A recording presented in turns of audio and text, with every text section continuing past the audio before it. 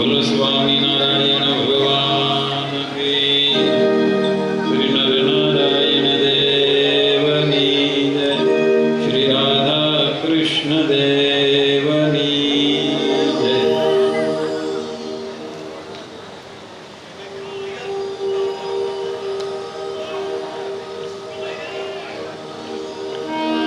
તમામ ભક્તોને ઘણા ઘણા જય સ્વામિનારાયણ.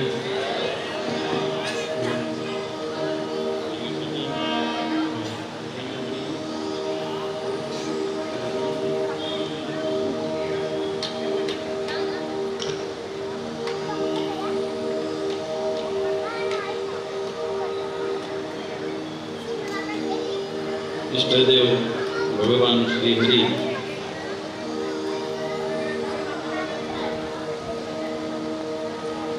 આ ભૂમંડળમાં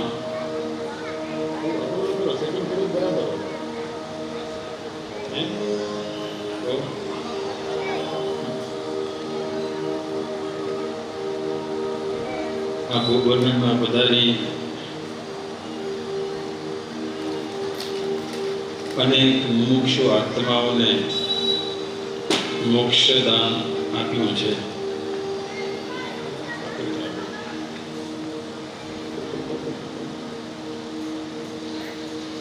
રાજપરિયા પરિવાર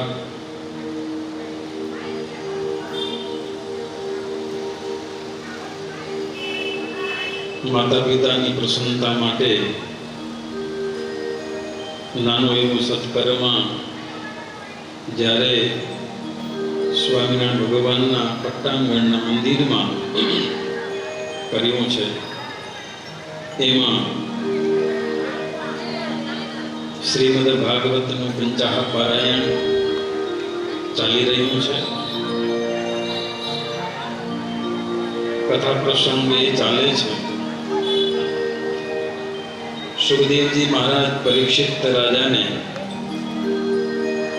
પવિત્ર ગંગાજીના કિનારે બેસી ભગવાનના દિવ્ય ચરિત્રોથી ભરપૂર એવા શ્રીમદ ભાગવતનું શ્રવણ કરાવતા નવમા સ્કંદની કથા શ્રવણ કરાવી છે. રામચંદ્રજી ભગવાન આ પૃથ્વી પર વધાર્યા, નિમિત્ત બનાવી સાથે અનેક જીવોને ભગવાને પોતાના માધ્યમથી જીવોને મોક્ષ આપ્યો છે.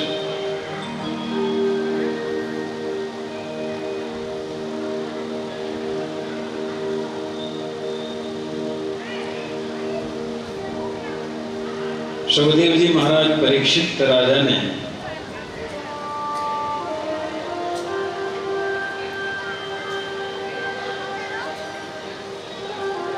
જનક રાજાને ત્યાં મા સીતાનો જન્મ થયો.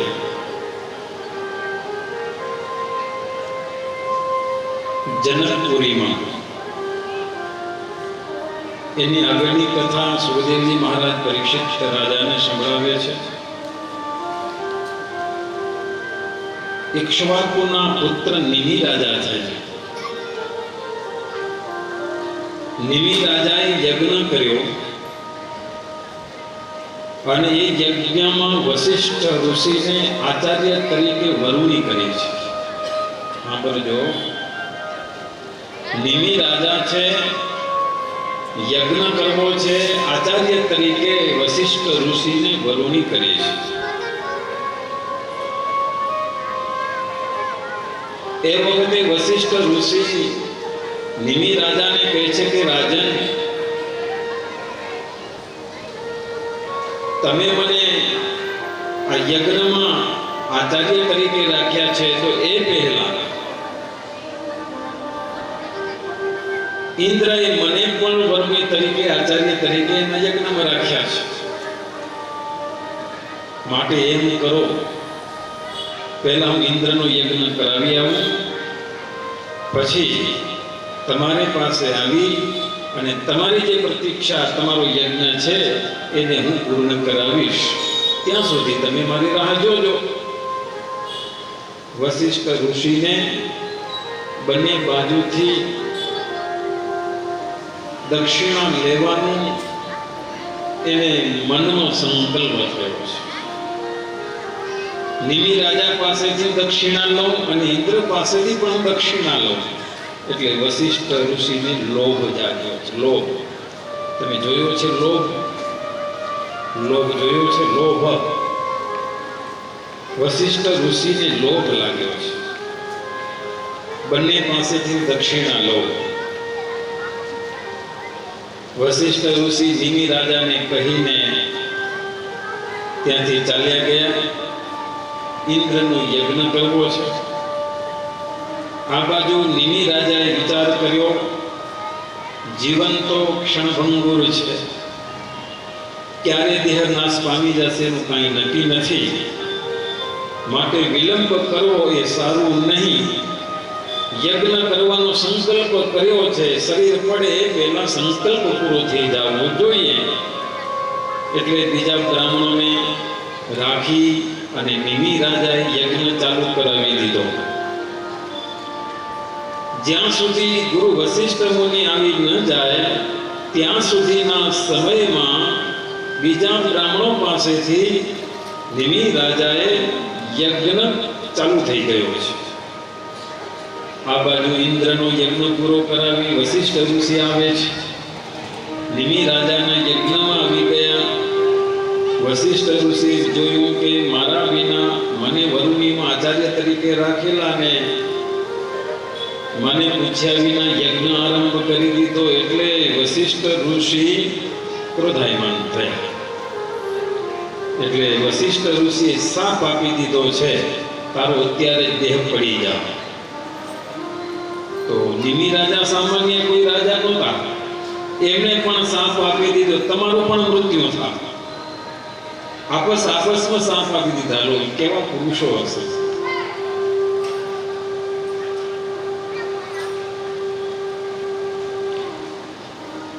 વશિષ્ઠ ઋષિનું શરીર પડી ગયું.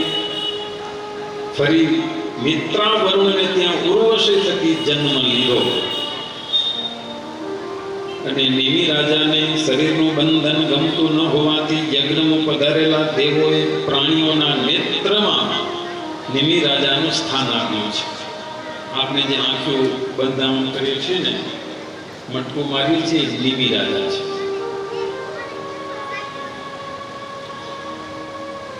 રાજા તો ચાલ્યા ગયા. રાજા વિનાનું રાજ્ય થયું, તેથી પ્રજાને ભય લાગ્યો.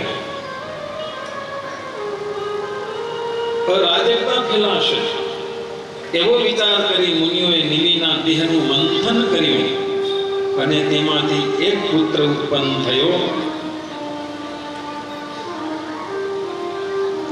અને એનું નામ પડ્યું જનક. વિદેહી ઉત્પન્ન થવાને કારણે વૈદેહી બન્યા છે.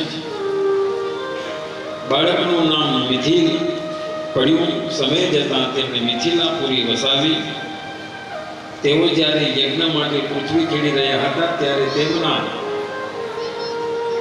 શિર એટલે હળના અગ્રભાગથી સીતાજી ઉત્પન્ન થયા. સુખદેવજી મહારાજ કહે છે કે રાજન, આ મિથિલાના વંશમાં ઉત્પન્ન થયેલા બધા રાજાઓ મૈથિલી કહેવાય છે. યાજ્ઞવલ્ક્ય જેવા મોટા મોટા યોગેશ્વરોની કૃપાથી આ બધા રાજાઓ આત્મજ્ઞાની હતા. ગ્રસ્ત આશ્રમમાં રહેવા છતાં સુખ દુઃખ વગેરે દ્વંદ્વથી રહિત હતા. આ રીતે પવિત્ર એ સૂર્ય વંશના પરંપરાના બધા રાજાઓ સુખદેવજી મહારાજ કહે છે, મેં એમની વંશની કથા તમને સંભળાવી. હવે ચંદ્રવંશની કથા હું તમને કહું છું. આખા ભાગવતમાં સૂર્યવંશ અને ચંદ્રવંશ આ બંનેની કથાઓ છે. કથાત શ્રૂયતામ રાજન વંશ સોમસ્ય પાવનઃ સહસ્રશીરસસુંશોનાનિહૃત સરોવરા. સુખદેવજી મહારાજ કહે છે, પરીક્ષિત, જે ચંદ્રવંશમાં ભગવાન શ્રી કૃષ્ણ નારાયણનો જન્મ થયો છે એ કથા હું તમને સંભળાવું છું. જાતસ્યાસી સુતો ધાતુરદ્વિપિતા સમો ગુણૈઃ વિરાટ નારાયણના નાભી કમળમાંથી બ્રહ્માજીનો જન્મ થયો અને બ્રહ્માજી થકી અત્રિ ઋષિનો જન્મ થયો અને અત્રિ ઋષિ થકી ચંદ્રમાનો અને ચંદ્રમા થકી બુધનો અને પુરુરવા નો જન્મ થયો. પુરુરવાના વંશમાં જમદગ્નિ ઋષિનું પ્રાગટ્ય થયું છે. જમદગ્નિ ઋષિ થકી રેણુકાને ત્યાં પરશુરામ ભગવાનનો જન્મ થયો છે. બોલો પરશુરામ ભગવાન કી. ભગવાન પૃથ્વી ઉપર પરશુરામ રૂપે અવતરિત થયા. આ પૃથ્વી ઉપર જ્યારે અધર્મ વ્યાપે છે અને અધર્મના કારણે જ્યારે પ્રજાઓ પીલાય છે ત્યારે ભગવાન જુદા જુદા રૂપમાં અવતરિત થાય છે. આ ભગવાન પરશુરામ એટલા માટે આવ્યા છે કે અધર્મ બહુ વ્યાપી ગયેલો. અહીંયા પરીક્ષિત રાજા સુખદેવજી મહારાજને કહે છે કે હે ગુરુવર્ય, પરશુરામ પૃથ્વીના આ ક્ષત્રિયોના કયા અપરાધના કારણે ક્ષત્રિયોના વંશનો સંહાર કર્યો? આ પ્રશ્ન જ્યારે પરીક્ષિત રાજાએ કર્યો ત્યારે સુખદેવજી મહારાજ કહે છે, સાંભળો રાજન, એક દિવસનો સમય છે. અહીં ધર્મ અને અધર્મ, રાજ સત્તા અને ધર્મ સત્તા, બંને સત્તાઓ છે હો આ કથામાં. એક દિવસનો સમય છે, પરશુરામ વનમાં ગયા છે. જમદગ્નિ ઋષિ એમના પિતાજી પોતાના આશ્રમમાં એકલા જ રહ્યા છે, પોતાનો નિત્યક્રમ કરી રહ્યા છે. એ વખતે સહસ્રાર્જુન રાજા પોતાના માણસો સાથે ત્યાં આશ્રમમાં આવ્યા છે. સહસ્રાર્જુન રાજાઓ નામ છે અર્જુન, પણ એમણે દત્તાત્રેય ભગવાનની સાધના કરી. દત્તાત્રેય ભગવાન પ્રસન્ન થઈ અને એમને 1000 હાથ આપ્યા. કેટલા? 1000 હાથ. 1000 હાથનું બળ એમને આપ્યું એટલે સહસ્રાર્જુન નામ છે અર્જુન. સહસ્ર એટલે 1000. 1000 જેના હાથ છે એવા અર્જુન એટલે સહસ્રાર્જુન. જેવા આશ્રમમાં આવ્યા એ વખતે જમદગ્નિ ઋષિએ કામધેનુના પ્રતાપે સહસ્રાર્જુન રાજાનું પોતાના સૈન્ય સાથે એમનું સન્માન કર્યું છે. બધાને અમૃત જેવા ભોજનો જમાડ્યા છે. ભોજનો જમી અને રાજા એમના સૈન્ય સાથે અતિ આનંદિત થયા છે. કામધેનુ ગાયનો આવો પ્રતાપ હોય છે, તેની પૂજા કરીને જે સંકલ્પ કરો તે બધા મનોરથો ગાયના પ્રતાપે પૂરા થાય છે. એવી ગાય જમદગ્નિ ઋષિના આશ્રમમાં રહેલી છે અને જમદગ્નિ ઋષિ એ ગાયના પ્રતાપથી રાજાનું સન્માન કર્યું છે. ભોગ વૈભવથી. નહીંતર આશ્રમમાં બધા ભોગ વૈભવ ક્યાંથી હોય? પણ ગાયના પ્રતાપના કારણે રાજાનું સારું એવું સન્માન થયું છે. અને આ જોયું સહસ્રાર્જુન રાજાએ વિચાર કર્યો, આ ઝૂંપડામાં રહેનારા એક ઋષિ, એના આશ્રમમાં ભોગ વૈભવ એ રાજમય નથી. મારા રાજમાં આવા ભોગ વૈભવ નથી. એવા ભોગ વૈભવ આ ઝૂંપડામાં રહેનારા ઋષિ પાસે વિચાર કર્યો. આનું કારણ શું હશે? એટલે રાજાએ દ્રષ્ટિ ફેરવી, આ ગાય છે. આ ગાયના પ્રતાપે આ ઋષિ પાસે એટલી સમૃદ્ધિ છે. જમદગ્નિ ઋષિની ધર્મ સત્તા છે, આ બાજુ સહસ્રાર્જુન રાજાની રાજ સત્તા છે. કોનો વિજય થશે? રાજ સત્તાનો વિજય થશે કે ધર્મ સત્તાનો વિજય થશે? તમે શું કહો? રાજા પાસે અક્ષહવની સેનાઓ છે, મોટી સેના છે, અને ઋષિ પાસે કાંઈ નથી. એક ઋષિ છે, એમના પત્ની છે ને પરશુરામ છે, એ સિવાય બીજું કાંઈ છે નહીં. અને ધર્મ સત્તામાં બેઠા છે. હંમેશા ધર્મનો જ વિજય થાય છે, અધર્મનો ક્યારે પણ વિજય થતો નથી. ભલે રાજ સત્તા મોટી હોય, તાકાત જાજી હોય, પણ ધર્મ સત્તા કરતા કોઈ બીજી સત્તા મોટી હોતી નથી.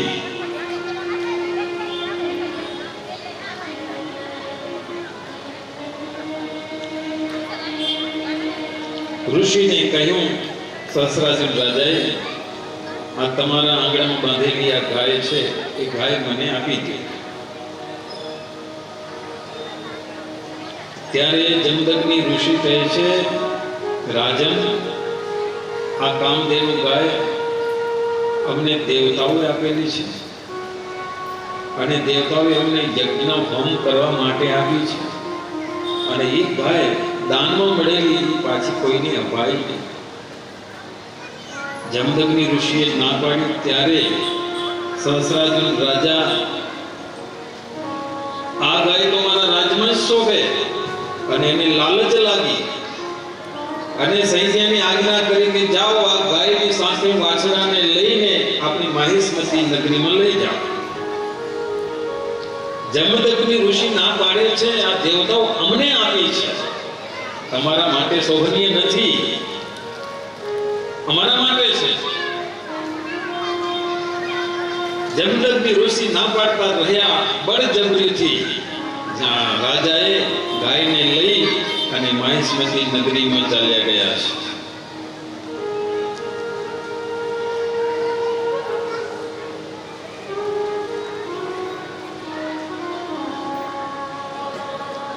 સ્વામિનારાયણ ભગવાને શિક્ષાપત્રીમાં એવો આદેશ આપ્યો છે, સંત પાસે જઈને તે પોતાના ગાંઠનો ખર્ચ કરે. સહસ્રાર્જુન રાજા ગુરુ પાસે આવેલા, સંત પાસે આવ્યા, પણ સંતનો અનાજ ખાધું અને બુદ્ધિ બગડી છે. એટલે ગાય લેવાનો એને સંકલ્પ થયો છે. તૃષ્ણા જાગી, લોભ જાગ્યો, ત્યાંથી મોહ પ્રગટ થયો અને કેવું કૃત્ય થયું છે. ગાય તો લઈ ગયા.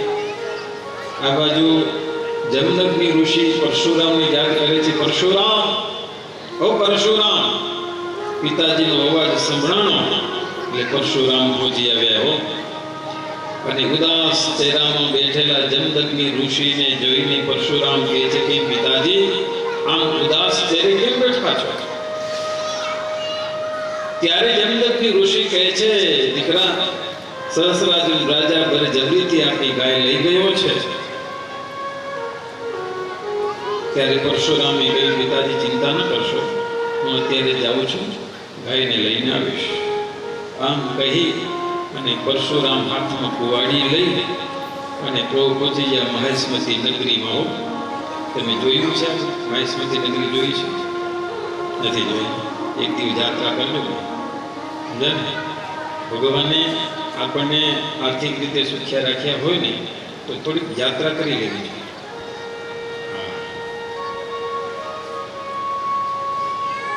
જ્યાં પરશુરામનો જન્મ છે ત્યાં ડુંગરા ઉપર છે, જમદગ્નિ ઋષિનો આશ્રમ છે, અને આગળ જતા પછી આમ જાઓ તો માહિષ્મતી નગરી આવે છે. ત્યાં નદીનો કિનારો છે, રાણીનો મહેલ છે, નર્મદાજી વહે છે, જોવાલાયક સ્થળ છે. આ ખૂબ દીધા જો ઇન્દોર જોયું? ઇન્દોર નથી જોયું? આ બધી બાજુ આવે છે. કયું રાષ્ટ્ર છે? એમપી કે મધ્યપ્રદેશ. આ એમાં બહુ મોટું તીર્થ છે, ત્યાં જાજો. ત્યાં એક મહેલ છે, માહિષ્મતી રાજાનો મહેલ છે, અને આગળ જતા જમદગ્નિ ઋષિનો આશ્રમ છે ડુંગરા ઉપર. ત્યાં પરશુરામ ભગવાનનો જન્મ થયેલો છે. પરશુરામ ગયા, ત્યાં જઈ સહસ્રાર્જુન રાજાનો વધ કરી 17 અક્ષૌહિણી સેનાનો નાશ કરી નાખ્યો. કુવાડીથી રાજાનો પણ નાશ કરી નાખ્યો, અને ગાયને લઈ અને પરશુરામ પોતાના આશ્રમમાં પહોંચી આવ્યા.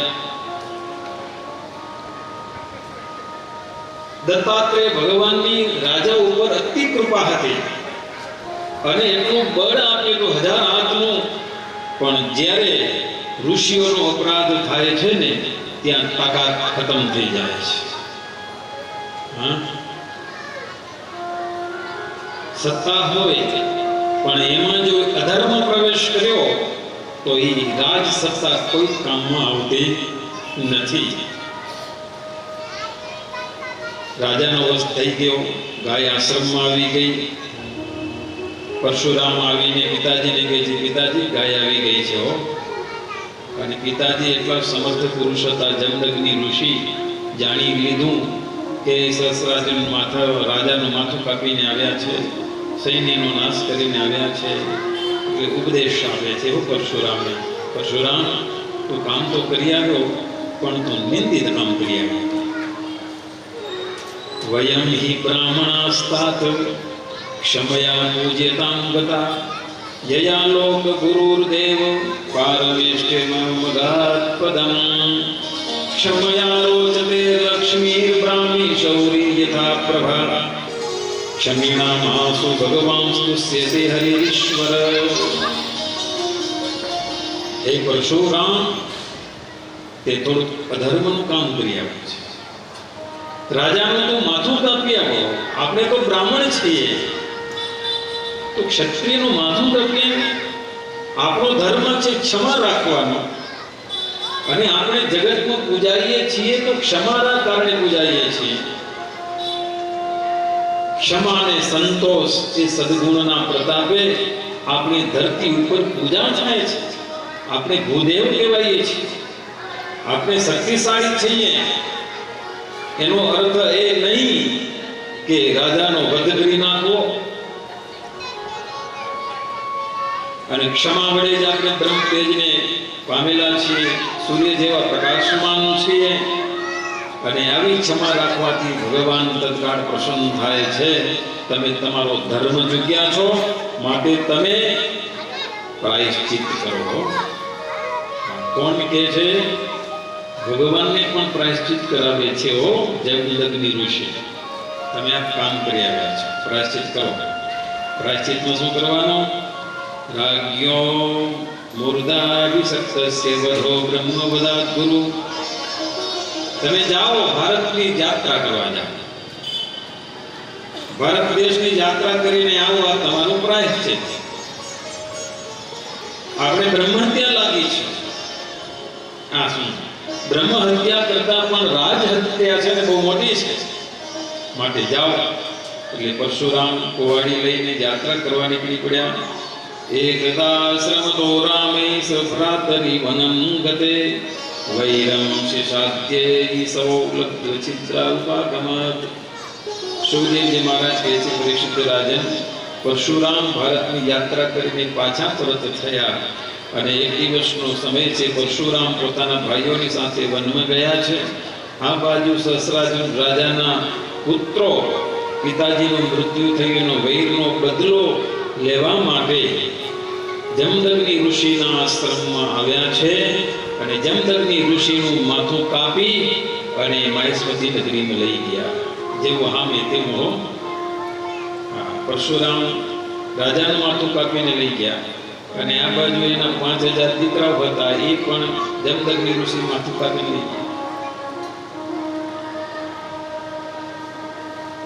પરશુરામના માતુશ્રી રેણુકા, પિતાનું મૃત્યુ થયું એટલે અવાજ પાડ્યો, ઓ પરશુરામ, ઓ પરશુરામ. આ અવાજ સાંભળી લીધો પરશુરામે, આ તો માનો અવાજ છે. એટલે પરશુરામ દોડતા દોડતા આવી ગયા. માં રડે છે કે માં શું થયું?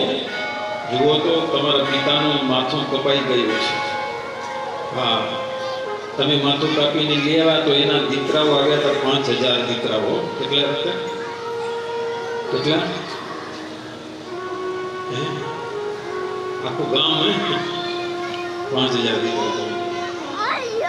એ દીકરાઓ તારા પિતાશ્રીનું માથું કાપીને લઈ ગયા છે. પછી પરશુરામને શરીરમાં ક્રોધ વ્યાપ્યો. હા, આવા ક્ષત્રિયો આ પૃથ્વી ઉપર બેઠા હશે ત્યાં સુધી પ્રજા સુખી રહેશે નહીં. એટલે આવા ઉદ્ધત ક્ષત્રિયનો વિનાશ કરવા માટે મારો અવતાર થયો છે. એટલે પરશુરામ હાથમાં કુવાડી લઈ અને માહિષ્મતી નગરીમાં ગયા અને એક કુંવારીને ઝાટકી 5000 દીકરાઓનો વિનાશ. એમ સુખદેવજી મહારાજ કહે છે કે 5000 ને 10000 10,000 દીકરાઓનો એક કુંવારીના ઝાટકે માથા કપાઈ ગયા. અહીં સુખદેવજી મહારાજ એમ કહે છે કે માથાનો ઢગલો થઈ ગયો, પર્વત થઈ ગયો. હા, અને લોહીની નદી ચાલુ થઈ ગઈ. કેવું કૃત્ય બન્યું હશે તમે વિચારો. અને એક પરશુરામ ભગવાન, પછી ભગવાન વિચાર કર્યો કે આ એક જગ્યાએ એક રાજ્યમાં આવું ઉદ્ધત હોય ક્ષત્રિયોનો તો આખી પૃથ્વી ઉપર કેટલું હશે. એટલે ભગવાન નક્કી કર્યું કે મારે આ પૃથ્વીને નક્ષત્રી એવી નક્ષત્રી કરવી છે કે જ્યાં ઉદ્ધત ક્ષત્રિયોનો મારે વિનાશ કરવો છે, સજ્જનને નહીં.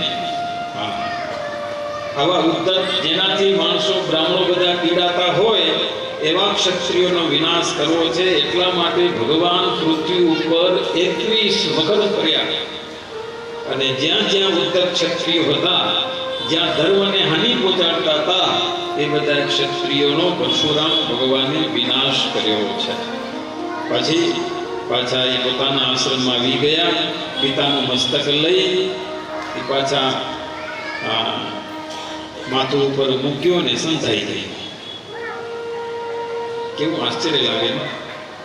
21 વાર પૃથ્વી ઉપર ફર્યા, પાછું એ ધડ પડ્યું હોય શરીર, એના ઉપર પાછું માથું રાખો ને પાછું તૂટી જાય. કેવું ઓપરેશન હશે. અને આજના ડોક્ટરોમાં આધા કરીને તોય થાય નહીં હો. આંગળી કપાઈ ગઈ હોય ને મેં થોડા કલાક નીકળી જાય પછી જોઈતું ન થાય. હા, આ તો કેટલો સમય પસાર થઈ જાય પછી માથે રાખો તો ઓપરેશન આધા દીધા વિના ચોટી જાય. લો હે, દક્ષ પ્રજાપતિને જો માથું કપાઈ ગયું પાછું બકરાનું નાખ્યું તો ચોટી ગયું છે ને. અદભુત કથાઓ છે ને, બધી સત્ય ઘટનાઓ છે. સપ્તર્ષિના મંડળમાં જમદગ્નિ ઋષિને પાછા સ્થાપન કરી દીધા હોય. આ રીતે પરશુરામે પૃથ્વીનો ભાર ઉતાર્યો. અને પરશુરામ આજે પણ મહેન્દ્ર પર્વત પર રહ્યા છે. પરશુરામ હાજર છે, ચિરંજીવી છે. પુરુરવાના મોટા પુત્ર આયુને ત્યાં નહુષ રાજા થયા. નહુષને દેહ છતે સ્વર્ગાસન મળેલું હતું, પણ ઇન્દ્રપત્ની સચી સાથે સહવાસ કરવાની ચેષ્ટાને કારણે નહુષ રાજાને અગસ્ત્ય મુનિ આદિ શાપ આપી દીધો. એના કારણે અજગર બની ગયા. અહીંયા સુધી પરીક્ષિત રાજા પ્રશ્ન કરે છે કે હે રાજન, હે ગુરુદેવ, એ નહુષ રાજા કેવા ધાર્મિક હતા અને શું એનો અપરાધ કર્યો અને જેના કારણે અગસ્ત્ય ઋષિએ શાપ આપી દીધો, એ કથા કહો. ત્યારે સુખદેવજી મહારાજે એમની કથા સંભળાવી છે કે ઇન્દ્રએ બ્રહ્મ હત્યા કરી, એના કારણે ઇન્દ્રાસન ખાલી રહ્યું અને ખાલી ઇન્દ્રાસન ન રહે એના માટે ધાર્મિક આ પૃથ્વી ઉપર રહેનારા નહુષ રાજા એમણે સ્વર્ગની સીટ આપી અને ત્યાં સ્વર્ગમાં ગયા નહુષ રાજા રાજ ભોગવે છે પણ ઇન્દ્રાણી નથી. હા, દુનિયા એના માટે દુઃખી છે. હો, આજે દુઃખી છે દુનિયા. હા, સેવક નથી એટલે દુઃખી. ભોગ વૈભવ જાજો છે. હા, સોનાના સિંહાસન ઉપર બેહે છે. હા, પંખા સોનાના છે. ભોગ વૈભવ બહુ સારો છે સ્વર્ગમાં, પણ ઇન્દ્રાણી નથી. એના વિના બધું સૂનું લાગે છે. એટલે જે ઇન્દ્ર કમળ વનમાં રહે છે, બ્રહ્મ હત્યા કરી એટલે એના પ્રાયશ્ચિત્તમાં છે ત્યાં રહે છે કમળ વનમાં. તો ઇન્દ્રાણી સ્વર્ગમાં રહે છે. તો ઇન્દ્રાણી પતિવ્રતાવાળા છે, એક પત્ની વ્રતવાળા છે. હવે પતિને મૂકીને બીજા પુરુષને કેમ વરવું? નહુષ રાજાએ વિચાર કર્યો અને ઇન્દ્રાણી પાસે માંગણી કરી કે તું મને વર, મારી સાથે લગ્ન કર. ત્યારે ઇન્દ્રાણીએ એમ કીધું કે મારા પતિ તો છે, હું એક પતિને એક પુરુષને વરી ચૂકી છું, બીજા પુરુષને નહીં વરું. હા, અને બળજબરીથી જ્યારે આ નહુષ રાજા પ્રયત્ન કર્યો ને ત્યારે ઇન્દ્રાણી એમ કીધું કે તમને વરીશ પણ તમે કોરા વાહન ઉપર ચડીને આવો. કોરા વાહન કરો. કોરું વાન કયું? હાથી ઉપર બેઠેલા છે માણસો, ગધેડા ઉપર બેઠા છે. કોઈ એવું વાહન નથી કે જેના ઉપર કોઈ બેઠું ના હોય. પછી વિચાર આવ્યો, જેની બુદ્ધિ ભ્રષ્ટ થાય ને એને એવા વિચારો આવે કે માણસ ઉપર કોઈ નથી બેઠું. અને ઇન્દ્રાણી સાથે વરવા જવાનું છે, તમે જુઓ. અને એમાં અગસ્ત્ય મુનિ ધીમે ધીમે ચાલે છે. અને નવસ રાજાને ઉતાવળ છે, ઇન્દ્રાણીની સાથે હમણાં પરણી લઉં, હમણાં જ પરણી લઉં, હમણાં જ પરણી લઉં. પણ ઋષિ ધીમા ધીમા ચાલે છે. અને ઇન્દ્ર નવસ રાજા કહે છે કે ઉતાવળા ચાલો, ઉતાવળા ચાલો. ત્યાં શું સંસ્કૃત ભાષા બોલાય, સર્પ સર્પ સર્પ, એનો અર્થ થાય છે ઉતાવળા ચાલો. સર્પ સર્પ કહે ત્યારે અગસ્ત્ય મુનિ કે અમને સર્પ કહે છે, તું સર્પ ખાને. અને એ અગસ્ત્ય મુનિનો શાપ થયો.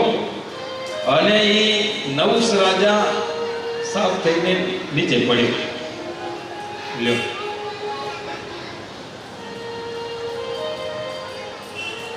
ઘણી વખત રાજા પ્રશ્ન કરે છે, હે ભગવાન, બ્રહ્મર્ષિ ભગવાન કાવ્ય ક્ષેત્ર બંધુશ્ચ નાભૂષ રાજન્ય વિપ્રયો કસ્માત વિવાહ પ્રતિ લોમકા. પરીક્ષિત રાજા કહે છે, ગુરુદેવ, શુક્રાચાર્યજી તો બ્રાહ્મણ હતા, જયાતિ રાજા તો ક્ષત્રિય હતા, તો પછી બ્રાહ્મણ કન્યા સાથે ક્ષત્રિયનો વિવાહ કઈ રીતે થાય? આ તો વર્ણ ભાઈ જુદા જુદા છે, આ અશક્ય છે, તો કેમ થયું? ત્યારે સુખદેવજી મહારાજ કહે છે કે પરીક્ષિત સાંભળો. એક દિવસ શુક્રાચાર્યએ પોતાની ઉંમર લાયક દેવયાનીને પૂછ્યું છે, દીકરીને, હે દીદી, જો તું અવસ્થાવાળી થઈ છે, પરણવા લાયક થઈ છે, હવે તું કહે એને પ્રણામ. ત્યારે પિતાજી કે દેવયાની કહે છે, પિતાજી, મારે પરણવું નથી, મારે બ્રહ્મચર્ય વ્રત પાડી ને મારે પ્રભુ પ્રસન્નતા મેળવી છે. શુક્રાચાર્ય કહે છે, પણ પુત્રી, હા, જે પિતા પોતાની પુત્રીને પરણાવતો નથી અને એ પિતા દૂષિત બને છે, લોકમય નિંદિત બને છે. પણ પિતાજી સાંભળો, જો પુત્રીને લગ્ન કરવાની ઈચ્છા હોય અને પિતા ન કરાવે તો પિતાને લાંછન લાગે, મારે તો લગ્ન જ નથી કરવા, એમાં તમને કઈ દોષ નહીં લાગે.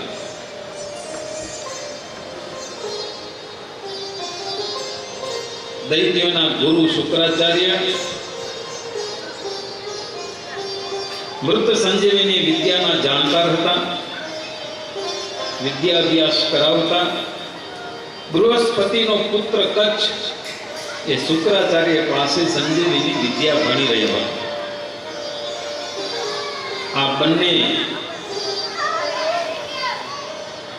ત્યાં રહે છે આશ્રમમાં. ભક્તજનો, એકાંત એવું સ્થળ છે, શ્રીજી મહારાજે પોતાની સગી બહેન હોય, યુવાન અવસ્થામાં પોતાની માં હોય તો એકાંત સ્થળમાં રહેવું નહીં. પણ એકાંત સ્થળ એવું છે એ બચાવવું બહુ અઘરું કામ છે. જેના ઉપર ભગવાનની કૃપા હોય એ જ એકાંત સ્થળને બચાવી શકે.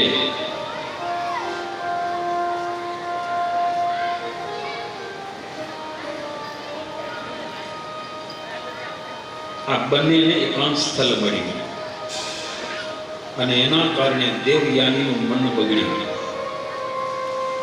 એના મનમાં વાસના જાગી અને કચ્છ પાસેની યાચના કરે છે. બંનેનું એકાંત સ્થળ થઈ માંગણી કરી કે તું મને વર. ત્યારે કચ્છ કહે છે, તું વિચાર તો કર,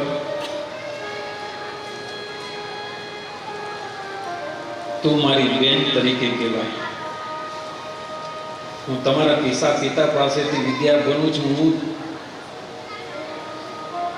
દીકરો કહેવા, તું મારી પાસેથી આવી યાચના કરે છે?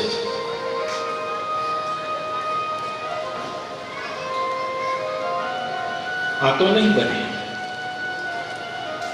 મારા ગુરુની પુત્રી છે એટલે મારી બહેન સગી છે. આ પરસ્પરસનો વિવાદ થયો.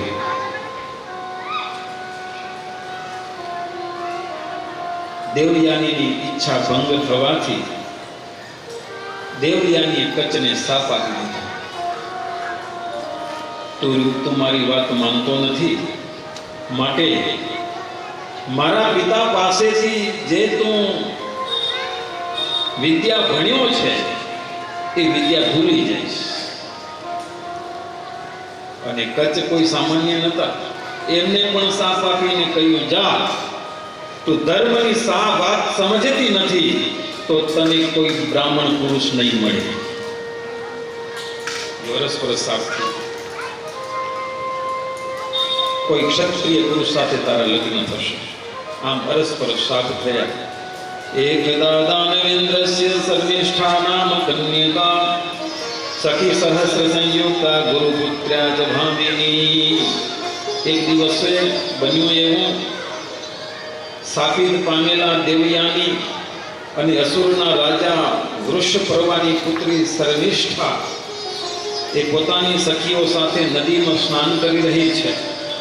તે સમયમાં મહાદેવજી અને પાર્વતીજી ત્યાં આવ્યા છે અને એમને જોઈને બધી સ્ત્રીઓ વસ્ત્ર પહેરવા લાગે છે.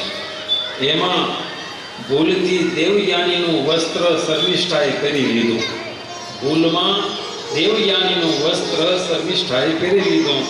તેથી દેવયાની ગુસ્સે થઈને કહેવા લાગી, અરે રે, જેમ દેવના ભાગનો હોમ દ્રવ્ય પુત્રી ખાઈ જાય તેમ તો મારું વસ્ત્ર પહેરી લીધું. અમે તો ભૃગુ વંશના છીએ. આ શર્મિષ્ઠાનો પિતા તો મારા પિતાનો શિષ્ય કહેવાય. આ સાંભળીને ક્રોધાયમાન થયેલી શર્મિષ્ઠા બોલ્યો, હે ભિખારણ, તારું આચરણ જાણ્યા વિના શું આમ બગડે છે? પુત્રની જેમ અમારા ઘરની રાહતો નથી જોતી? આમ કહીને દેવયાનીને ધક્કો મારીને કૂવામાં નાખીને ઘેર હલી. એમાં બન્યું એવું, દૈવ યોગી યજાતિ રાજા ત્યાંથી નીકળ્યા છે. પાણીની ઈચ્છાથી કૂવા પાસે આવ્યા ને કૂવામાં પડેલી દેવયાનીને જોઈને તેનો હાથ પકડીને કૂવાથી બહાર કાઢી. ત્યારે એ વખતે દેવયાની બોલી, તમે મારો હાથ પકડ્યો છે તેથી હવે મને તમે સ્વીકારી લો. ઈશ્વર ઈચ્છાથી આપનો સંયોગ થયો છે. યયાતિ રાજા અનુમોદન આપી ત્યાંથી ચાલ્યા. દેવયાનીએ ઘેર જઈ રડતા રડતા પિતાની આગળ જે શર્મિષ્ઠાએ કહ્યું હતું એ બધી વાત દેવયાનીએ શુક્રાચાર્યને કરી. એટલે શુક્રાચાર્યને દુઃખ થયું અને દુઃખ થવાથી ત્યાંથી ચાલી નીકળ્યા. એટલે વૃષપર્વાએ એને પાછા વાળ્યા અને વિનંતી કરી છે. એટલે શુક્રાચાર્યએ કહ્યું કે મારી દેવયાનીની ઈચ્છા પૂરી કર તો જ હું પાછો વળું. એટલે દેવયાનીએ શર્મિષ્ઠાને કહ્યું કે યયાતિ સાથે મારા લગ્ન થાય પછી તારે મારી દાસી બનીને આજીવન મારી સાથે રહેવું. અને શર્મિષ્ઠાએ જાણ્યું દાસી થઈને નહીં રહું તો મારા સંબંધીઓને મહા કષ્ટ આવશે, માટે મારી દાસી થઈને રહેવું એ યોગ્ય છે. માની દાસી પદ સ્વીકારી લીધું. પછી શુક્રાચાર્ય યયાતિ સાથે દેવયાનીના લગ્ન કરી દાસી તરીકે શર્મિષ્ઠાને આપી અને કહ્યું કે હે યયાતિ, તારે ક્યારે પણ શર્મિષ્ઠા સાથે વિષય વિલાસ કરવો નહીં. પરંતુ યયાતિ તે વચન પાડી ન શક્યો. શુક્રાચાર્યના શાપથી અકાળે અતિવૃદ્ધ થઈ ગઈ અને એના કારણે યયાતિએ શુક્રાચાર્યની પ્રાર્થના કરી કે હું વિષય ભોગ કેમ કરું? વિષય ભોગથી હું તૃપ્ત થયો નથી, મારી વૃદ્ધાવસ્થા થઈ ગઈ છે. ત્યારે શુક્રાચાર્યએ રસ્તો કાઢી આપ્યો કે તારો પુત્ર છે, તમારા પુત્ર જો વૃદ્ધાવસ્થા તમે એને આપો ને એ યુવાન અવસ્થા તમને આપે તો દીકરા પાસે ગયા. મોટા દીકરાએ ના પાડી દીધી, અમે યુવાન અવસ્થા નહીં આપી. બીજાએ પ્રાર્થના કરી તો બીજાએ ના પાડી. સૌથી નાનો જે પુત્ર હતો, આ પિતાની ઈચ્છા મારે પૂરી કરવી.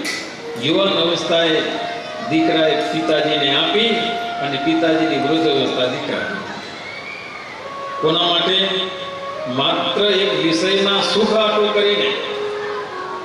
સ્ત્રી સુખ ભોગવા માટે યૌવન અવસ્થા દીકરાની લીધી. કોને લીધી? કોને લીધી? યયાતિ રાજા.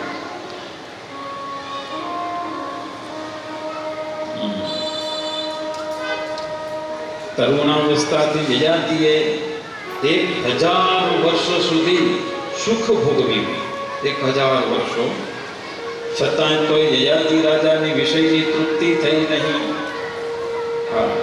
ડોલનું તળિયું તૂટેલું હોય, પછી કૂવામાં સિંચવા જાય તો પાણી ભરાય?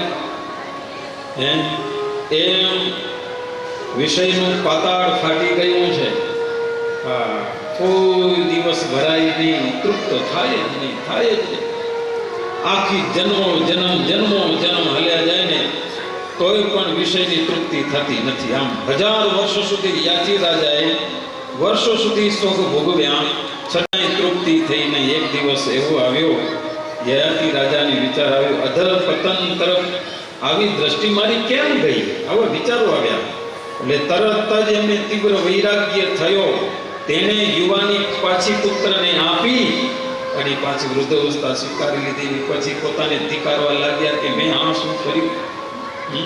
પુત્રની યુવાન અવસ્થા લઈને મેં આ સુખ ભોગવવા માટે બધા પ્રયત્નો કર્યા, છતાંય વિષય પૂરા થયા નહીં.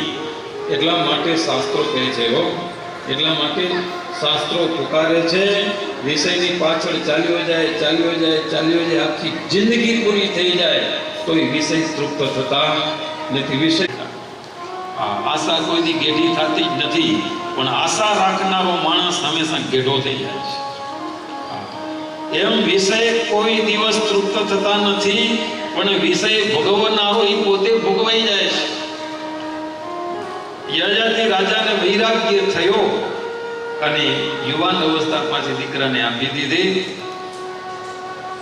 અને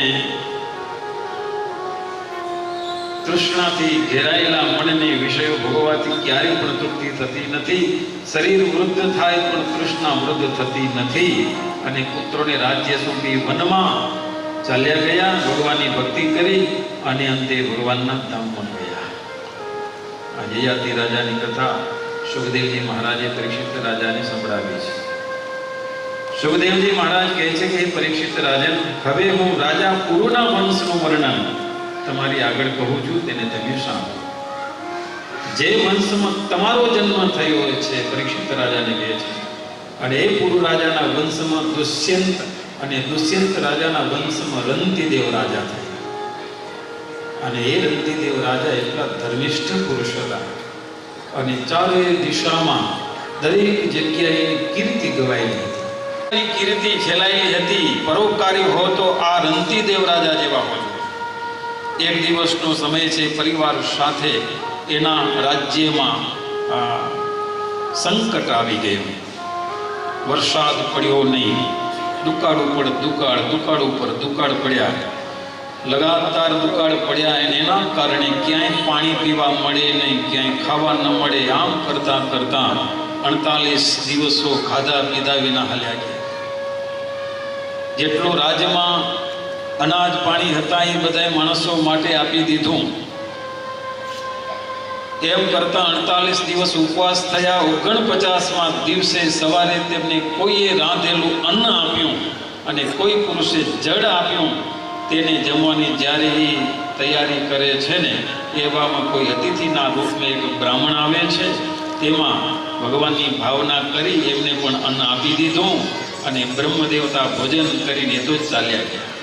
અન્યાથો ભોક્ષ્યમાણસ્ય વિભક્તસ્ય મહીપતે વિભક્તમ વિભજસ્તસ્મૈ વૃષલાલય હરિસ્મરન. એ રાજા પોતાનો રાણી સાહેબનો દીકરાનો ને પુત્ર વધુનો પરિવારમાં ભાગ સોંપાઈ ગયા. અને જ્યાં ભોજન કરવાની એમને પણ અન્ન આપીને એની ક્ષુધાને ભાંગી છે. અને એમ કરતા કરતા જળ પાણી પીવા જાય છે, ત્યાં પુત્રની સાથે એક શુદ્ર પુરુષ આવે છે, એમને પણ જળ અને અનાજ આપી દીધું. ભગવાન જુએ છે, દુઃખી દેખાય છે, એટલે ભગવાનના ભાવથી બધાને આપીને જમાડે છે. એમ કરતા માત્ર હવે જળ બાકી રહ્યું. ચંડાલ પુરુષ આવે છે, યાચના કરે છે, પાણી આપો, પાણી આપો, પાણી આપો. નંદીદેવ રાજા એમને પણ પાણી આપી દીધું. પાણી બધું અર્પણ કરી દીધું. 49 દિવસે પણ ખાવા પીવા નથી.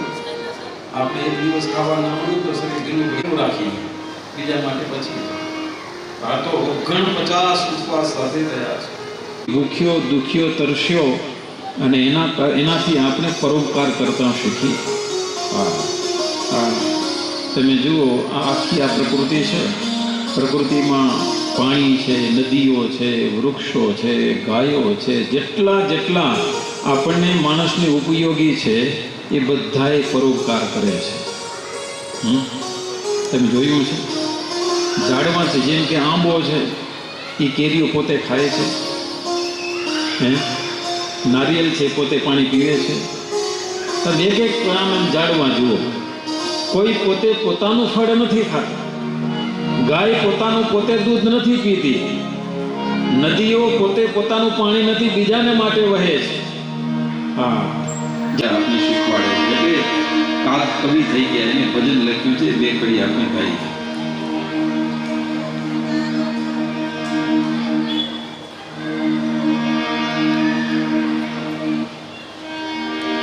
હે ઉપકાર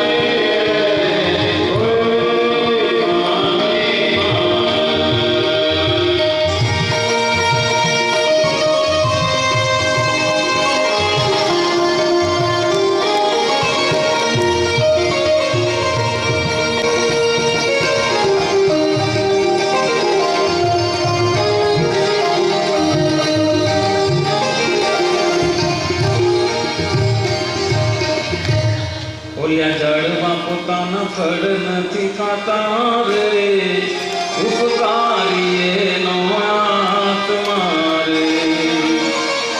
ઓલી ગાવલરી પોતાના દૂધ નથી પીતા રે, ઉપકારી એનો આત્મા રે. આ કાક કવિનું કીર્તન ભજન છે, બહુ મસ્ત છે. આવી રીતે રણજીદેવ રાજાએ જીવો ઉપર ઉપકાર કર્યો છે અને એના કારણે સારી પૃથ્વી ઉપર રણજીદેવ રાજાની કીર્તિ ફેલાણી છે. ત્યારે રાજ કહે ધન્ય ધન્ય ધર્મા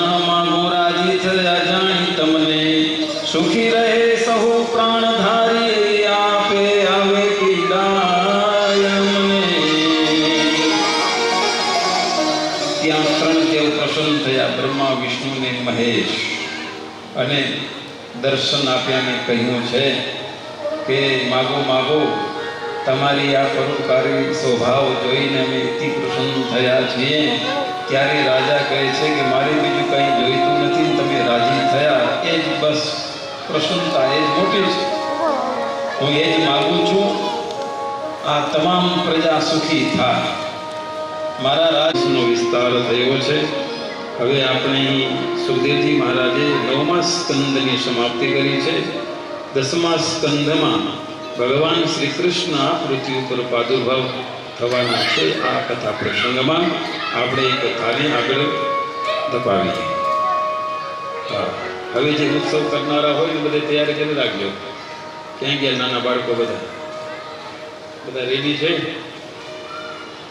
હે, બધા વેશભૂષાવાળા ક્યાં ગયા બધા બાળકો? હા, કોઈ તૈયારી કરી ગયા તો તૈયાર મંદિરમાં છે. હાલો. સુખદેવજી મહારાજ પરીક્ષિત રાજાને કહે છે કે હે રાજન સાંભળો, ભગવાન આ પૃથ્વી ઉપર યદુવંશમાં જન્મ ધારણ કર્યો અને અનેક દુષ્ટ પુરુષોનો સંહાર કર્યો, અનેક જીવોને પોતાની મૂર્તિના સુખ આપ્યા, પ્રેમ આપ્યો, માત્ર એક કૃષ્ણ અવતાર ધારણ કરીને. ભગવાન જ્યારે જ્યારે આ પૃથ્વી ઉપર આવે છે, સુખદેવજી મહારાજને કહે છે કે રાજન, ભગવાનનું જન્મ, ભગવાનનું કર્મ એ દિવ્ય છે. તો આપણું કર્મ દિવ્ય નથી, ભગવાનનું કર્મ છે ને દિવ્ય છે. ભગવાન આ પૃથ્વી ઉપર આવીને જે જે કાર્ય કર્યું છે એ દિવ્ય છે. અને એને કોઈ દિવ્ય જાણે છે તો એ જન્મ મરણમાંથી છૂટી અને ભવસાગરથી પાર થઈ અને ભગવાનના ધામને પહોંચે છે, એમ ભગવદ્ ગીતા કહે છે. જન્મ કર્મ ચમે દિવ્યમ એવં યોગેતિ તત્વતઃ त्यक्त्वा देहं पुनर्जन्म नैति मामेति સો અર્જુન. મારા ધામમાં જાય છે કોણ? કે મારા જન્મ અને કર્મને જે દિવ્ય જાણે છે. હો, પરીક્ષિત રાજા સુખદેવજી મહારાજને કહે છે કે હે રાજન, પ્રભુની કથા સાંભળતા સાંભળતા મને તૃપ્તિ થતી નથી. એવો રસ, એમાં ઝરતો આવ્યો છે. ત્યારે પરીક્ષિત રાજા કે સુખદેવજી મહારાજ કહે છે કે હે પરીક્ષિત, સાંભળો, ભગવાન કૃષ્ણ આ પૃથ્વી ઉપર અવતરિત થયા. એનો કેવી રીતે જન્મ થયો એ કથા હું તમને સંભળાવું છું. ભૂમિર દૃપ્તર્ભવ્યાજ દૈત્યા નિગસ્વાયુધૈઃ આક્રાંતા ભૂરિ ભારે બ્રહ્માણં શરણં જયો. આ પૃથ્વી ઉપર અધર્મ બહુ વ્યાપ્યો અને અધર્મના કારણે પૃથ્વી દુઃખી થઈ છે અને પાપ અત્યાચાર બહુ વધ્યા. એટલે પૃથ્વીને ભાર લાગ્યો, એ ભાર સહન થયો નહીં. એટલે પૃથ્વી ગાયનું રૂપ ધારણ કરી અને બ્રહ્મા પાસે ગઈ છે. બ્રહ્માની વિનંતી કરી કે કંઈ હવે દયા કરો, મારા ઉપર અધર્મ બહુ વધ્યો છે. ત્યારે બ્રહ્માજી એ ગાયની પ્રાર્થનાને સ્વીકારી છે. એટલે બ્રહ્માજી આ દેવતાઓને સાથે રાખી અને જ્યાં ક્ષીરસાગરમાં નારાયણ શેષશૈયા ઉપર સૂતા છે ત્યાં ગયા છે. ત્યાં જઈને ભગવાનની પ્રાર્થના કરી છે કે પ્રભુ, તમે હવે પૃથ્વી ઉપર પ્રગટ થાઓ, જેથી કરીને પૃથ્વીનો ભાર હળવો થાય અને નિરાંત થાય. ત્યારે ભગવાન એમને આકાશવાણી દ્વારા કીધું કે અત્યારે મારે પ્રગટ થવાનો સમય આવી ગયો છે, હું અત્યારે જન્મ ધારણ કરીશ, આવું વરદાન આપ્યું. અને ત્યાંથી ભગવાન અદૃશ્ય થયા. અને પછી બ્રહ્માજીએ દેવતાઓને કીધું, તમે પણ યદુવંશનો અવતાર ધારણ કરો. એટલે બધા દેવતાઓ ગોકુળમાં આવી ગયા. અને આ બાજુ મથુરાના રાજા ઉગ્રસેન ધાર્મિક હતા અને એમનો પુત્ર કંસ ઉદ્ધત બન્યો. અને ઉગ્રસેનના ભાઈ દેવકની પુત્રી દેવકીના અને શૂરસેનના પુત્ર વસુદેવના ધામધૂમથી લગ્ન થયા. પિતાજીએ એ વખતે ઘણું દાન આપ્યું છે અને દાન આપીને વિદાય આપ્યા છે. આ બાજુ કંસ વિચાર કરે છે, મારી કીર્તિ તો જગતમાં ખોટી ફેલાયેલી છે આ ઉદ્ધત છે ને, દુષ્ટ છે ને, પાપી છે ને, આ તો લોકો બધું આવું જ બોલે છે મારું. હવે મારે એવું કામ કરવું કે હું ધાર્મિક છું એમ. બેનના લગ્ન થઈ ગયા, હવે જાન વળાવવાની છે, એટલે કંસ મહારાજાએ વિચાર્યું કે મારું દુનિયામાં સારું દેખાય, મારું નામ રહે કે સજનતાઈમાં, એટલે હું મારી બહેનને વળાવવા હું જાઉં એમ, એટલે મારી નામના સારી થાય. આવો વિચાર કરીને દેવકી અને વસુદેવજી જે રથમાં બેઠા છે એ રથનો સારથી બન્યો કોણ? કંસ. અને એ વખતે લોકો બોલ્યા વાહ વાહ, કંસ મહારાજાની જય હો, વાહ કંસ મહારાજાની જય હો, ભાઈ હો તો આવા હોજો. મનુષ્યના જીવનનો સારથી બુદ્ધિ છે, અને બુદ્ધિમાં કંસરૂપી અહંકાર અને અભિમાન હશે તો દેહના હૃદયમાં ભગવાન ક્યારે પ્રગટ નહીં થાય. આ કંસનો ત્યાગ થશે તો જ ભગવાન પ્રગટ થશે. હૃદય શુદ્ધ થાય, વસુદેવ તે વસુદેવ કહેવાય, અને બુદ્ધિ દેવમય થાય ત્યારે ભગવાન એમાં પ્રગટ થાય છે. જ્યાં સ્વાર્થી રથ હાંકનારો હોય ને, આ એની દશા માઠી બને. આકાશવાણી થઈ હો, જે કંસ મહારાજા રથ હાંકી રહ્યા છે ને એ વખતે આકાશવાણી થઈ અને કહેવા લાગ્યો, હે મૂરખ, જેનો તું હાથ હાંકી રહ્યો છે, હા એ દેવકીનો 8મો ગર્ભ તારો કાળ છે. આમ આકાશવાણીએ કીધું. અને એ વખતે એના માનસપટમાં જે વિચારો રમતા હતા, લોકો મને સજ્જન માણસો કહે, પણ તરત જ વિચારો બદલાઈ ગયા. આકાશવાણી કીધું ને એટલે.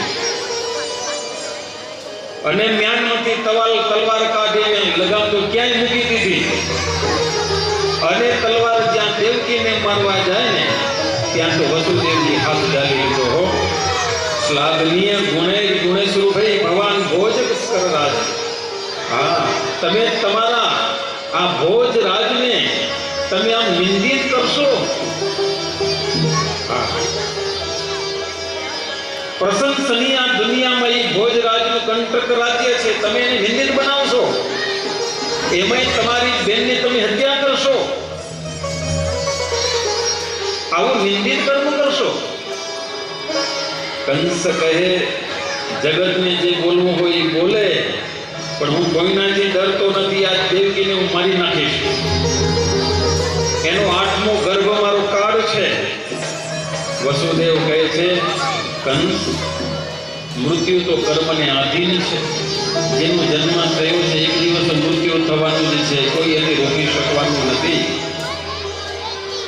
વસુદેવજીએ ઘણા એને અટકાવવા માટે પ્રયત્ન કર્યા, પણ વસુદેવજી કહે છે, તને કોનાથી ભય છે? તારી બેનથી ભય છે કે 8મા સંતાનથી ભય છે?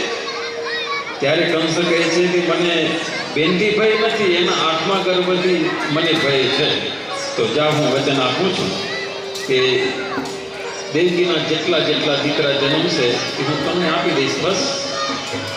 કંસના મનમાં એટલું ખબર હતી કે વસુદેવજી સત્યવાદી છે, કોઈથી કરશે નહીં. વચન આપ્યું છે એ વચન પાડશે.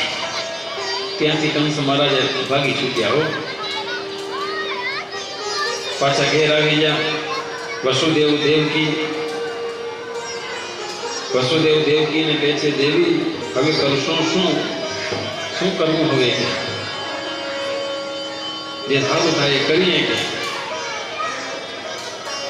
સમય જતા વસુદેવજીને ત્યાં કીર્તિમાન પુત્રનો જન્મ થાય છે.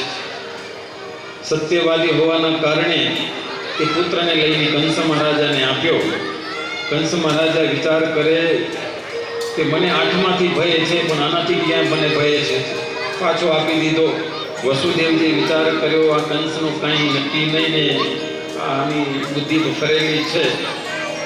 આ બાજુ દેવતાઓને ભય લાગ્યો, કીર્તિમાન પુત્રને પાછો આપી દીધો, એટલે દેવતાઓને ભય લાગ્યો. અને આમ જો કંસ મહારાજાને દયા રહેશે તો પાપનો ગળો ભરાશે નહીં, અને પાપનો ગળો નહીં ભરાય ત્યાં સુધી આ કંસનો નાશ થશે નહીં. એટલે નારદ મુનિ પહોંચી આવ્યા હો. તારી બુદ્ધિ ઉથલ મારી ગઈ શું મેં આમાં તો દીકરાને પાછું આપી દે છે ને તને ખબર છે આ ક્યારે તને છેતરી જશે હું કહું તો મને પાપ લાગે હું તને ચેતવા આવ્યો હતો હવે તું વિચાર મારે શું કરવાનું છે કંસે વિચાર કર્યો કે દેવોનું કાંઈ નક્કી નહીં હો ક્યાંથી કેમ આવીને કંઈ કરે એટલે કંસે દેવકી અને વસુદેવજીને કેદમાં પૂરી દીધા આંકડો બાંધી દીધી હો અને ઉગ્રસેનને રાજાને પણ કેદમાં પૂરી દીધા પોતે રાજા થઈને બેઠો છે સુખદેવજી મહારાજ કહે છે કે હે પરીક્ષિત રાજન સમયે જતાં ભગવાન કૃષ્ણ નારાયણ વસુદેવના હૃદયમાં પ્રવેશ કર્યો વસુદેવજી એટલા પ્રકાશમાન કીર્તિમાન બન્યા અને એના માધ્યમથી દેવકીના ઉદરમાં પ્રભુ પધાર્યા છે દિવસે દિવસે દેવકીની ક્રાંતિ વધવા લાગી છે અને આ વાતની કંસને ખબર પડી એટલે કંસ મહારાજા હવે પેરી પોતો છે ને આમ શું કહેવાય એના ચોકીદારો એકદમ મજબૂત રાખી દીધા છે કુંવરસિંહ નથી રાખ્યા નો સવાલ છે અને એમને સાતમા દીકરા હતા એમને ભગવાને કહી દીધું કે તમે ત્યાં જાઓ રોહિણીને ત્યાં યોગ માયાને કીધું અહીંથી લઈને ત્યાં પધરાવી દો અને તમે ત્યાં જશોદાજીને ત્યાં આવીશ ને તમે પાછા અહીંયા આવો છો આવી અંદર ભગવાને વાતો કરી લીધી છે સુખદેવજી મહારાજ કહે છે પરીક્ષિત રાજન ભગવાન હવે જેલમાં આવી ગયા છે પ્રકાશ થવા લાગ્યો છે સમય જતાં દેવતાઓ ગર્ભમાં રહેલા પ્રભુની સ્તુતિ અને સમય જતાં બન્યું એવું છે આ રોહિણી નક્ષત્રમાં આજ નક્ષત્ર પ્રવેશ કર્યો છે આકાશ માર્ગમાં બધા નક્ષત્રોની મીટિંગ થઈ બોલવાઈ છે સરસ મજાનું વાતાવરણ આગળ ફેલાઈ ગયું છે મંદ મંદ પવન વાય છે આકાશમાં વીજળી ચમકારા કરે છે ધીમો ધીમો વરસાદ પડે છે અને એટલું વાતાવરણ નિર્મળ બન્યું છે ઋષિઓના મન એટલા પ્રફુલ્લિત બન્યા છે સંતો ભક્તોના મન પ્રફુલ્લિત બન્યા છે ચતુર્ભુજ રૂપી પુરુષોત્તમ નારાયણે દર્શન આપ્યું બોલો કૃષ્ણ ભગવાન કી ચતુર્ભુજ રૂપે દેવકી અને વસુદેવજીને દર્શન આપ્યું છે પછી એના કારણે ભગવાન નારાયણ વસુદેવને કહે છે તમને જો ભય હોય તો મને ત્યાં પહોંચાડી દો ગોકુળમાં અને ત્યાં યશોદાજીને ત્યાં બાળકીનો જન્મ થયો છે એને અહીંયા લઈ આવો અને આટલું કહીને ભગવાન સીધા બાળ રૂપે બન્યા બોલો બાલકૃષ્ણ લાલ ગોરા ગોરા ગાલ છે વાંકડિયા વાળ છે અધર લાલ છે નેત્ર વિશાળ છે લાલાને છાબડીમાં મૂકીને વસુદેવજી માથા ઉપર ટોપલો મૂક્યો બંધન હતા ખુલ્લા થઈ ગયા અને જેલમાંથી બહાર નીકળ્યા એ વખતે ધીમો ધીમો વરસાદ વરસી રહ્યો છે સહેજથી પણ ભગવાન કૃષ્ણ ઉપર વરસાદ ન પડે એના માટે છત્ર છાયા રૂપે બન્યા છે આજે જમુના પણ આનંદિત થયા છે બંને કિનારે ભરચક વહી રહ્યા છે યમુનાજીએ પણ માર્ગ આપી દીધો અને જશોદાજીને ત્યાં બાળકીનો જન્મ થયો અને એને ઉપાડી અને લાલાને ત્યાં મૂકી અને પાછા રવાના થયા મથુરામાં આવી ગયા જેલમાં પાછા આવી ગયા અને બધા લાગી ગયા સુખદેવજી મહારાજ કહે છે હે પરીક્ષિત રાજન સવાર પડી આ બાજુ જેલમાં બાળકી અવાજ કર્યો રુદન કર્યો અને કંસ મહારાજાને સમાચાર મળ્યા કે 8મો ગર્ભનો જન્મ થઈ ચૂક્યો છે અને ઓલો ખડગ લઈને આવ્યો હો જ્યાં દેવકીના હાથમાં બાળકી છે જ્યાં આંચકો મારીને ખેંચી લીધે જ્યાં પછાડવા જાય ત્યાં તો યોગ માયા એના હાથમાંથી છટકી ગયા અને યોગ માયાએ પોતાના ચરણના પ્રહારથી કંસ મહારાજાના મસ્તક ઉપર પ્રહાર કર્યો રે મૂરખ મને મારવાથી તને શું વળશે તને મરનારો ક્યાંક જન્મી ચૂક્યો છે આવી અબડાને મારવાથી તને શું મળશે આ બાજુ સવારનો સમય થયો છે બધાએ જાગ્યા છે યશોદાજી જાગ્યા અને તરત નંદ બાબાજીને સમાચાર મળ્યા કે પુત્ર લાલ ભયો અરે આખા ગોકુળમાં વ્રજમાં દરેક જગ્યાએ યશોદાજીને ત્યાં લાલાનો જન્મ થયો છે એટલે બધાએ ગોકુળવાસીઓ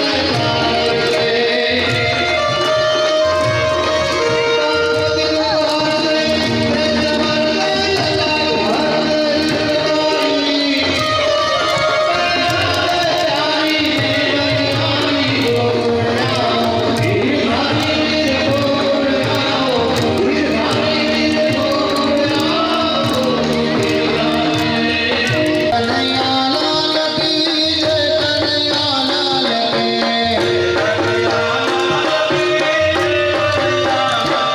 હે યશોદાનો લાલ ભયો જય કનૈયાલાલ કી. હે યશોદાનો લાલ ભયો જય કનૈયાલાલ કી. હે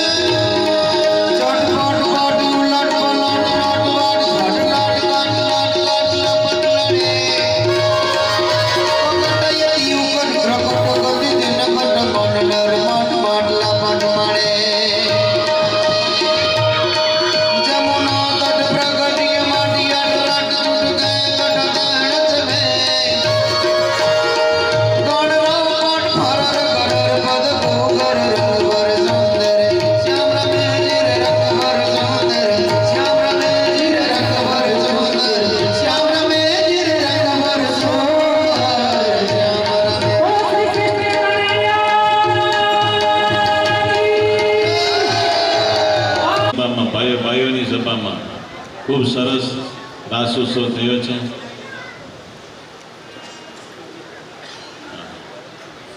અને જો આ બાળકો સરસ મજાના ફોટા પડાવે છે. બાળકો સાંભળજો.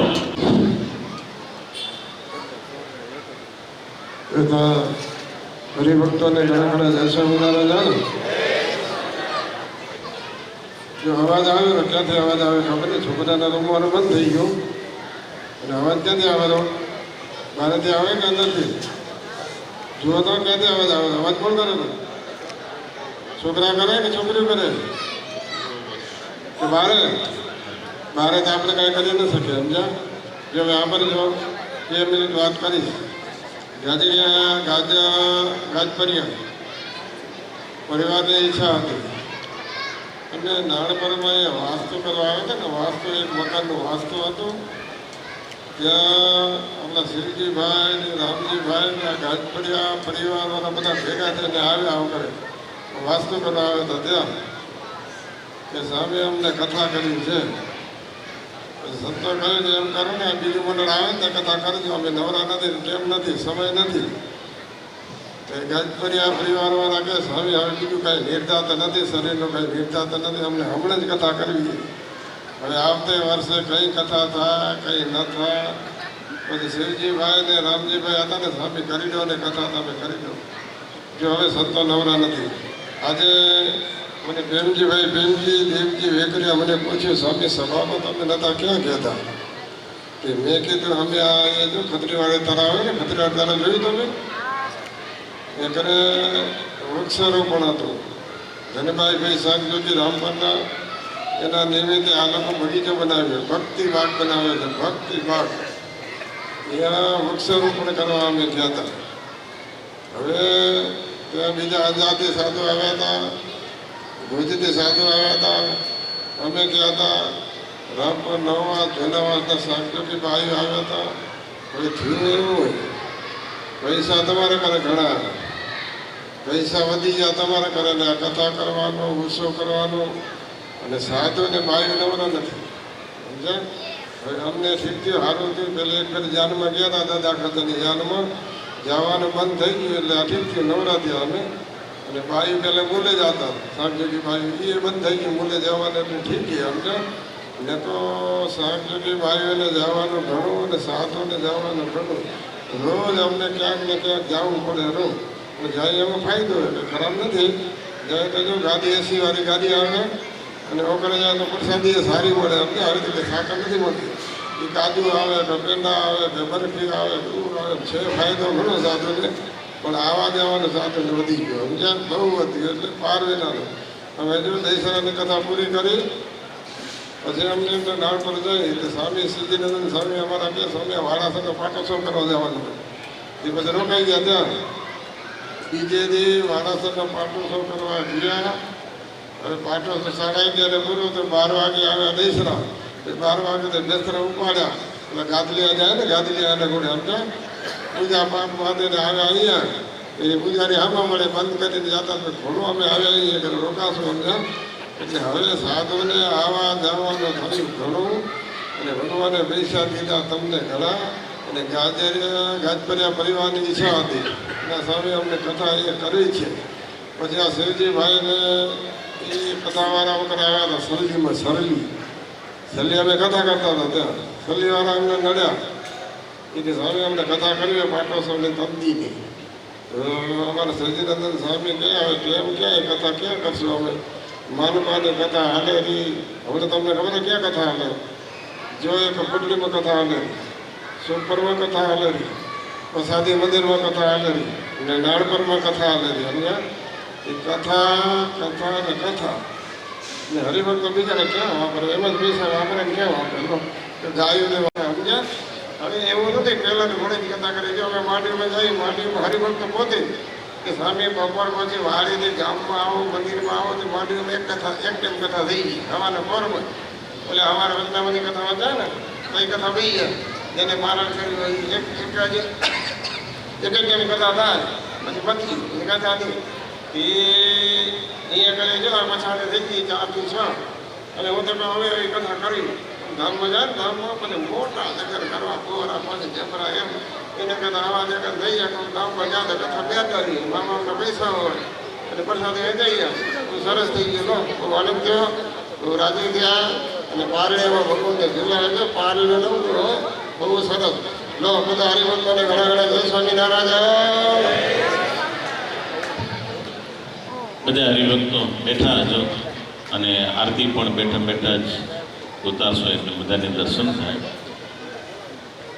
અને રાજપ્રિય પરિવાર, રાજબાપાના 5 દીકરાઓ પોતરા બધા આવી જાઓ, ઠાકોરજી આગળ ગોઠવાઈ જાઓ. એક તમારો પિક્ચર પડાઈ જાય, આવી જાઓ. એક ફોટો પડાઈ જાય ને એટલે તમારી યાદગીર થઈ જાય. સ્વામિનારાયણ.